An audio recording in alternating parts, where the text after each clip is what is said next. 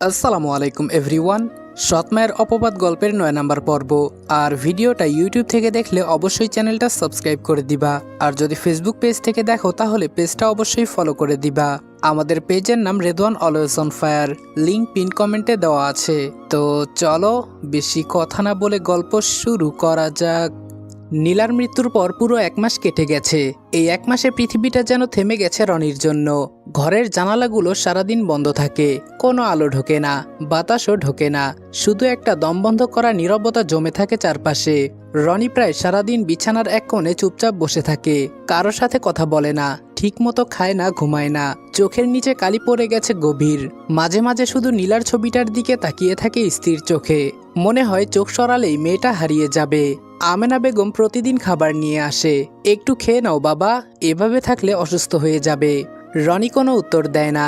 কখনো কখনো প্লেটটা যেমন রাখা হয় তেমনই পড়ে থাকে। মাহবুব রহমান দরজার বাহিরে দাঁড়িয়ে দীর্ঘশ্বাস ফেলেন। রাকিবও এখন আর জোর করে কি বলবে খুঁজে পায় না। একদিন রাতে রাকিব আস্তে করে ঘরে ঢুকলো। রনি আগের মতোই জানালার পাশে বসে আছে। রাকিব পাশে এসে বসলো, কিছুক্ষণ চুপ থেকে বলল, আর কতদিন এভাবে নিজেকে শেষ করবি? রনি আস্তে করে উত্তর দিল, আমি তো সেদিনই শেষ হয়ে গেছি ভাই। রাকিব বলল, নীলা চাইতো না তুই এমন হ। রনি তিক্ত হেসে বলল, নীলা কি চাইতো সেটা ভাবার অধিকার আমার নেই, আমি ওকে বাঁচাতে পারিনি। রাকিবের বুকটা মোচড় দিয়ে উঠল। সবসময় নিজেকে দোষ দিস কেন? দুর্ঘটনা ছিল এটা। রনি এবার ধীরে মাথা তুলল, চোখ দুটো লাল। দুর্ঘটনা? আমার চোখের সামনে একটা মানুষ আমার জন্য মারা গেছে, আমি কিভাবে ভুলে যাই? রাকিব নিঃশব্দে দাঁড়িয়ে রইল, কারণ এই প্রশ্নের কোনো উত্তর সত্যিই তার কাছে নেই। পরের দিন দুপুরে রনি বিছানায় শুয়েছিল। ঠিক তখনই ফোনটা বেজে উঠল।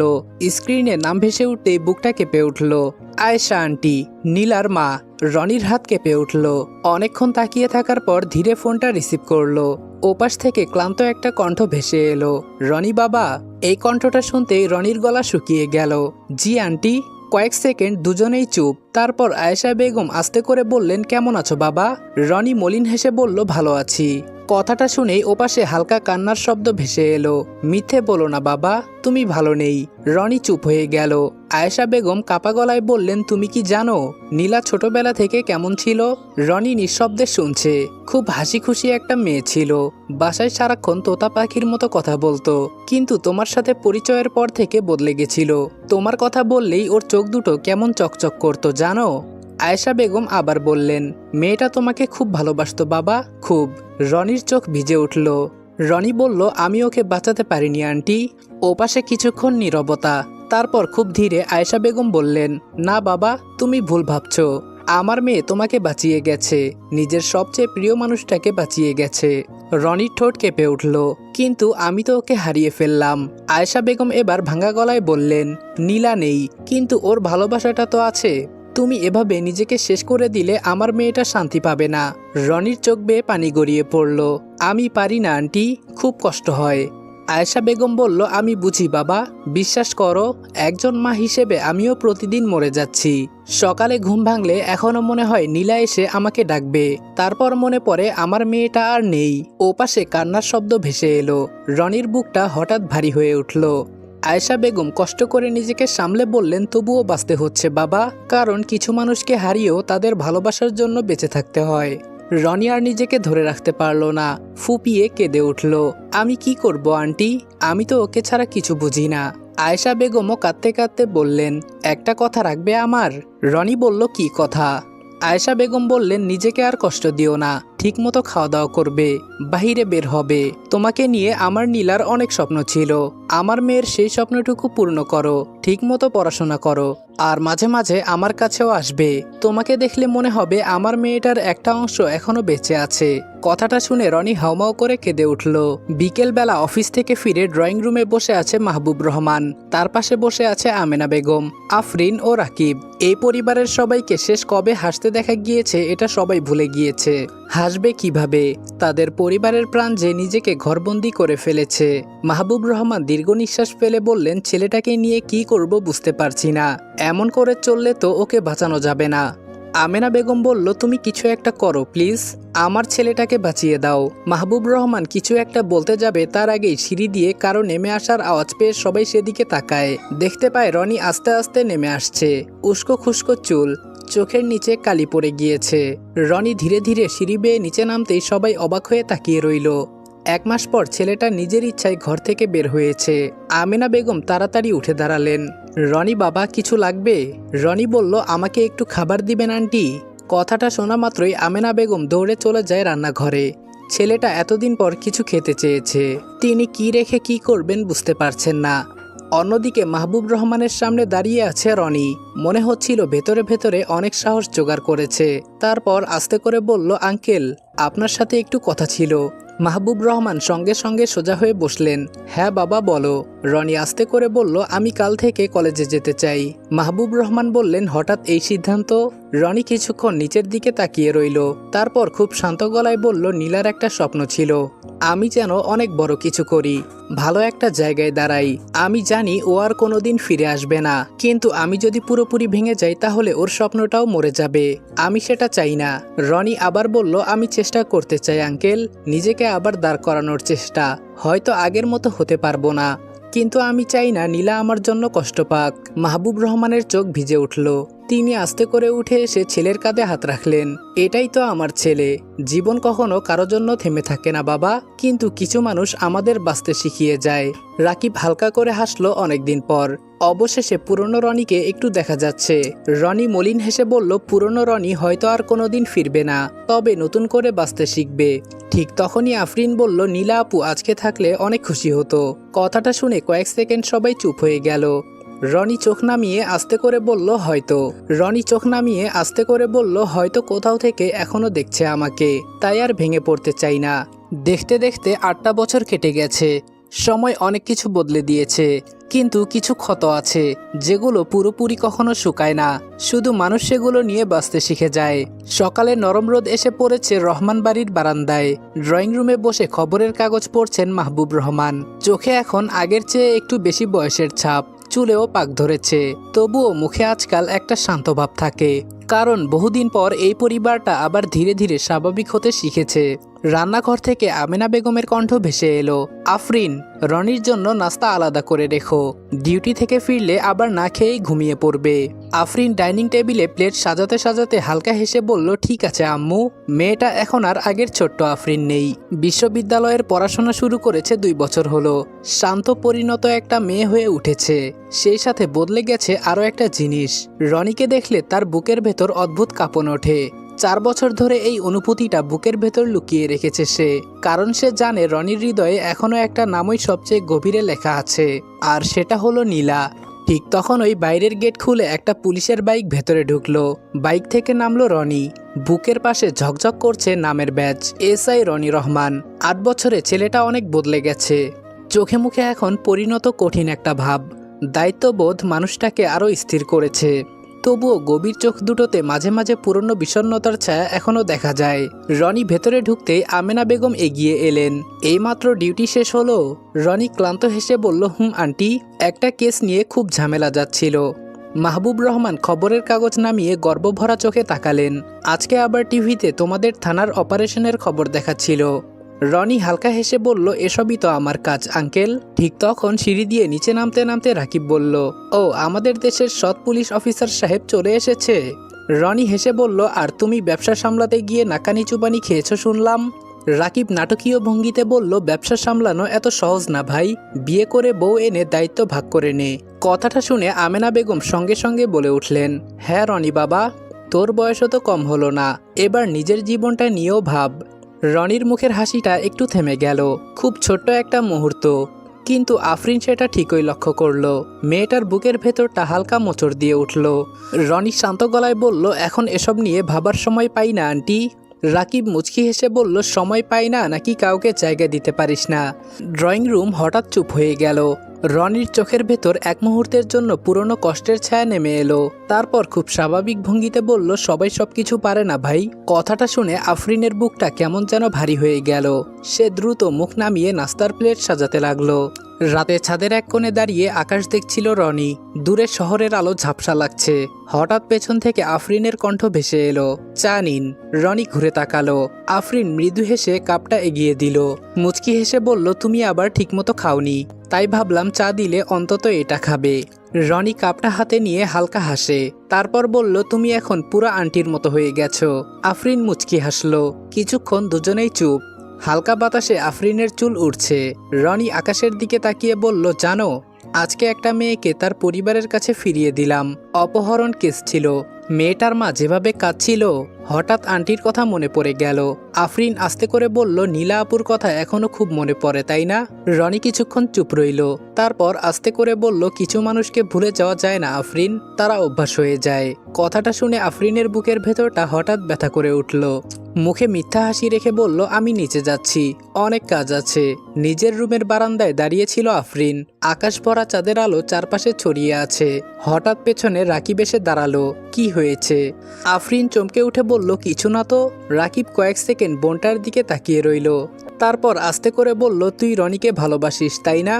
কথাটা শুনে আফরিনের পুরো শরীর কেঁপে উঠল। চোখ বড় করে তাকালো রাকিবের দিকে।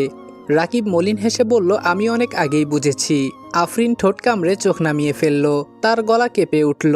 আফরিন বলল, কিন্তু উনি তো কোনোদিন আমাকে ওই চোখে দেখবে না ভাইয়া।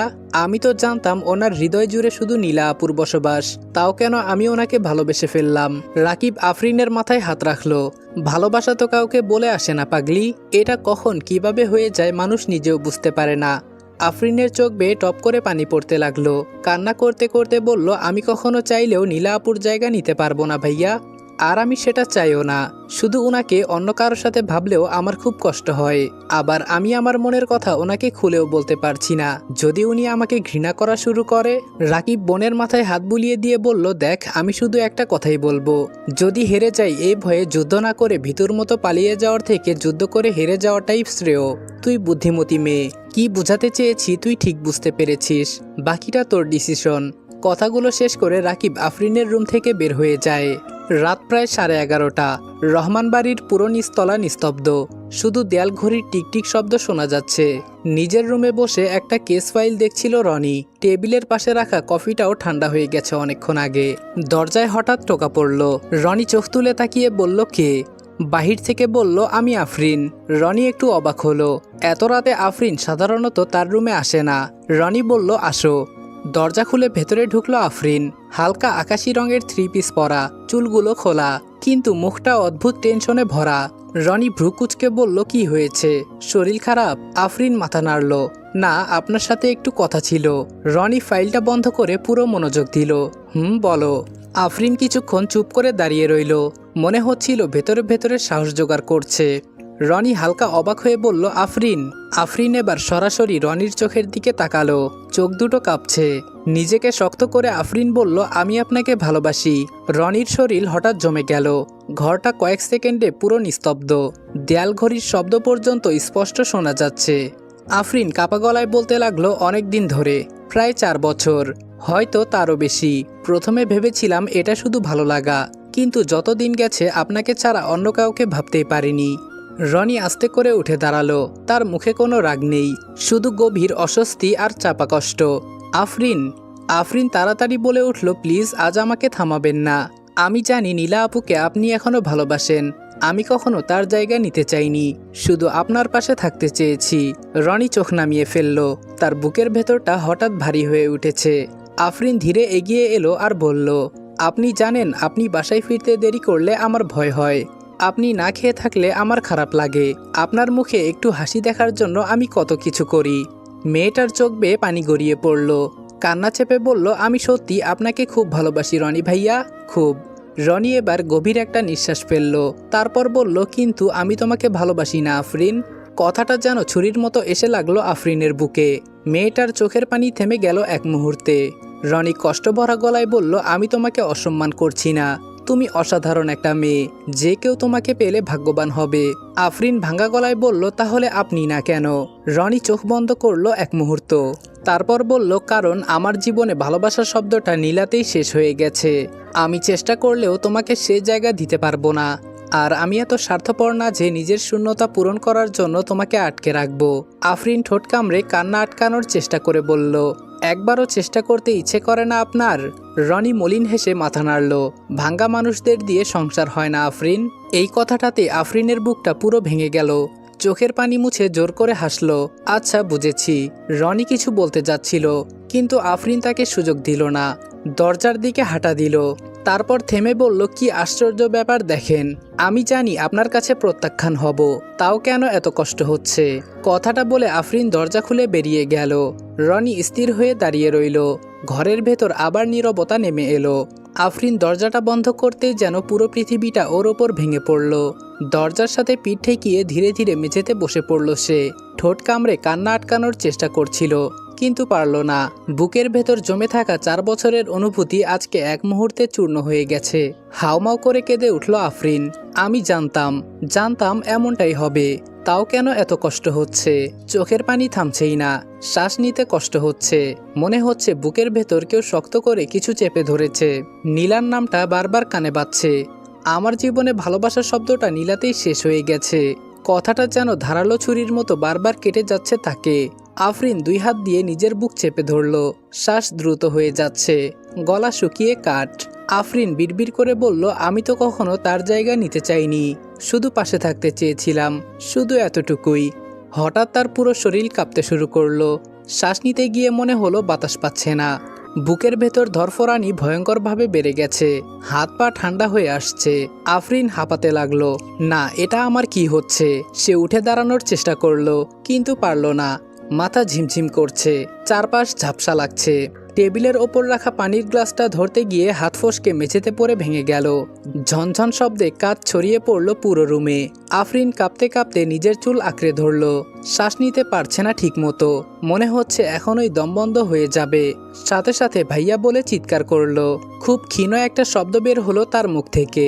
বাহিরে তখন করিডোর দিয়ে নিজের রুমে ফিরছিল রাকিব। হঠাৎ কাঁচ ভাঙার শব্দ শুনে থেমে গেল সে। আফরিন দ্রুত দরজার সামনে এসে নক করলো। আফরিন দরজা খোল। কি হয়েছে? ভেতর থেকে কোনো উত্তর নেই, শুধু অস্পষ্ট কান্নার শব্দ। রাকিবের বুক ধক করে উঠল।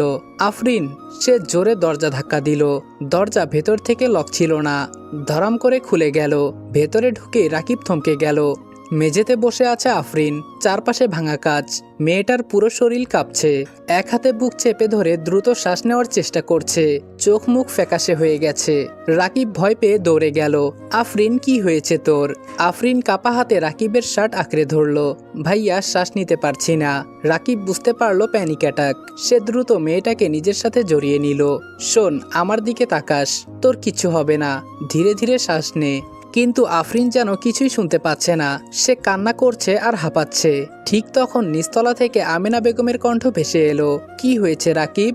রাকিব চিৎকার করে বলল, আম্মু তাড়াতাড়ি উপরে আসো। কয়েক সেকেন্ডের মধ্যে সবাই দৌড়ে রুমে চলে এলো। আমেনা বেগম মেয়ের অবস্থা দেখে ভয় পেয়ে গেলেন। হায় আল্লাহ, আফরিনের কি হয়েছে? মাহবুব রহমানও দুশ্চিন্তায় এগিয়ে এলেন। ঠিক তখন দরজার সামনে এসে দাঁড়ালো রনি। তার চোখ গিয়ে আটকে গেল আফরিনের উপর। মেয়েটা কাঁপছে, শ্বাস নিতে পারছে না ঠিক মতো, চোখ ভরা অসহ্য কষ্ট।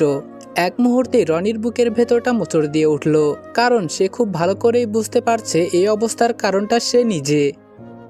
আসসালামু আলাইকুম এভরিওয়ান। সৎমায়ের অপবাদ গল্পের 9 নাম্বার পর্ব এখানে শেষ করলাম। ভিডিওটা ভালো লাগলে লাইক, কমেন্ট এবং শেয়ার করে দিও।